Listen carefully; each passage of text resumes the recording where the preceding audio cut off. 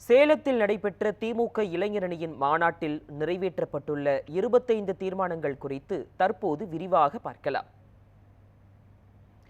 விடியல் பயணம், மகளிர் உரிமைத் தொகை திட்டம், காலை உணவு திட்டம், மருத்துவ திட்டங்கள் உள்ளிட்ட திட்டங்களை செயல்படுத்தி மக்களின் நலன் காக்கும் முதலமைச்சருக்கு நன்றி தெரிவித்து தீர்மானங்கள் நிறைவேற்றப்பட்டன. வரலாறு காணாத மழையிலும் மக்களை காத்து உரிய நிவாரணங்களை வழங்கிய முதலமைச்சருக்கு நன்றி தெரிவித்து தீர்மானம் நிறைவேற்றப்பட்டது.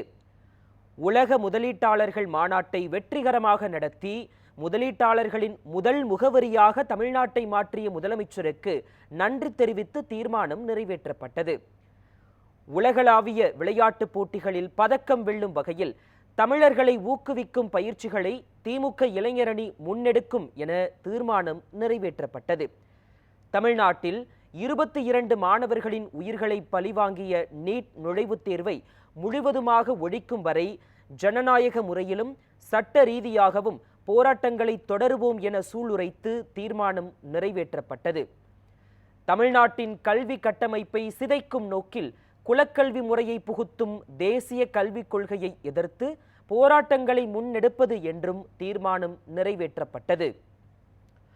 பொதுப்பட்டியலில் உள்ள கல்வியையும் மருத்துவத்தையும் மாநில பட்டியலுக்கு மாற்ற வலியுறுத்தி அதற்கான சட்ட வழிமுறைகளை முன்னெடுப்பது தொடர்பாகவும் தீர்மானம் நிறைவேற்றப்பட்டது.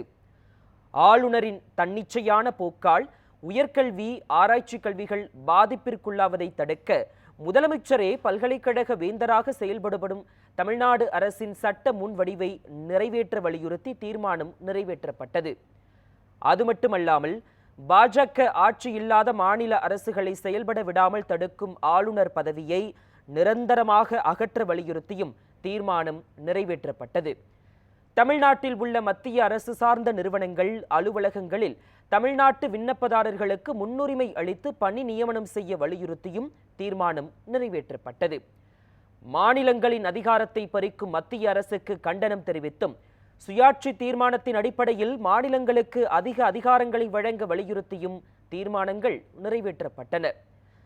அமலாக்கத்துறை உள்ளிட்ட மத்திய அரசு அமைப்புகளை கைப்பாவையாக்கி செயல்படும் பாஜக அரசுக்கு கண்டனம் தெரிவித்தும் தீர்மானம் நிறைவேற்றப்பட்டது.